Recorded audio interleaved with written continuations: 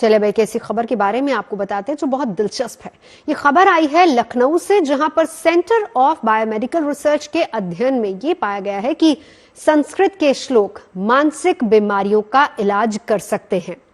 सीबीएमआर ने अपनी रिसर्च में पाया है कि संस्कृत के श्लोक सुनने से ब्रेन के कई हिस्से सकारात्मक रूप से सक्रिय होते हैं, जबकि किसी अन्य भाषा के मामले में ऐसा नहीं है। यह रिसर्च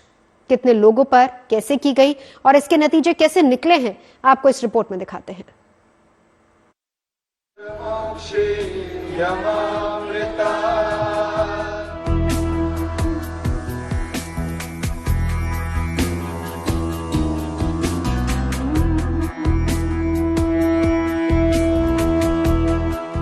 दुनिया की सबसे पुरानी भाषाओं में एक संस्कृत, जिसके श्लोक मानसिक बीमारियों को दूर कर सकते हैं। ये दावा है लखनऊ के सेंटर ऑफ बायोमेडिकल रिसर्च के वैज्ञानिकों का, जिनके मुताबिक अस्तो मा सद्गम्य तमसो मा ज्योतिर्गमय और अहम ब्रह्मस्मि जैसे श्लोक सुनने भर से ब्रेन के कई हिस्से सकारात्मक रूप से सक्रिय हो जाते हैं, जबकि किसी अन्य भाषा के मामले में ऐसा नहीं है। लखनऊ स्थित इस जो रिसर्च सेंटर है, biomedical centre of biomedical research institute Lucknow में स्थित है, जहां के वैज्ञानिकों ने यह पाया है कि जो श्लोक है उसकी उच्चारण से जो क्षमता है मस्तिष्क की वो बढ़ती है। हाल में ही हमने देखा कि जब संस्कृत के श्लोकों का प्रयोग कराया जाता है या जब हम उच्चारण करते हैं तो उससे एमआरआई की मशीन में जब हमने मस्तिष्क को देखा तो हमने पाया कि न केवल उच्चारण से उसके मस्तिष्क का विकास हुआ, लेकिन साथ ही साथ कई सारी क्षमताएं बढ़ी, जैसे कि उसकी जो मेमोरी थी, शॉर्ट टर्म मेमोरी, उसमें विकास हुआ। दूसरा, हमें ये पता लगा कि जो उसका कॉन्फ्लिक्ट रेजोल्यूशन की मैकेनिज्म है कि कैसे कोई अगर द्वंद्व है तो उसको कैसे सुलझाएं, उसमें भी विकास हुआ। सीबीएमआर के निदेशक डॉक्टर आलोक धवन ने बताया कि इस रिसर्च का मकसद मस्तिष्क और संस्कृत श्लोकों के बीच संबंध को समझना था, जिसके लिए 44 लोगों पर इस रिसर्च को किया गया, जिन्हें 2 ग्रुप्स में बांटा गया था, जिनमें एक ग्रुप में संस्कृत के विद्वान शामिल थे, जबकि दूसरे ग्रुप में हिंदी और अंग्रेजी की भाषा को जानने वाले लोग थे, जिन्हें संस्कृत का ज्ञान नहीं था। साथ ही संस्कृत के श्लोकों का प्रभाव जांचने के लिए गीता और वेदों से भी कुछ श्लोक लिए गए। इसके अलावा बिना अर्थ वाले संस्कृत के शब्दों को लेकर बनावटी श्लोक भी बनाए गए और इसके बाद दोनों ग्रुप के लोगों को बारी बारी से दोनों तरह के श्लोक सुनाए गए। फिर इनके दिमाग में होने वाले प्रभाव को देखने के लिए फंक्शनल एमआरआई का सहारा लिया गया, जिसके तहत ब्रेन में होने वाली गतिविधि को मापा गया। संस्कृत के ज्ञानी थे, उन सारे लोगों को हम लोगों ने एमआरआई मशीन के अंदर लिटाया और बहुत ही एडवांस तकनीक हम लोगों ने यूज किया, जिसको बोलते हैं फंक्शनल एमआरआई। फंक्शनल एमआरआई में आप कोई भी टास्क या कोई भी कार्य उनसे मशीन के अंदर करवा सकते हैं तथा जब वो कार्य कर रहे होते हैं उस समय आप मस्तिष्क में उनके परिवर्तन का अवलोकन कर सकते हैं।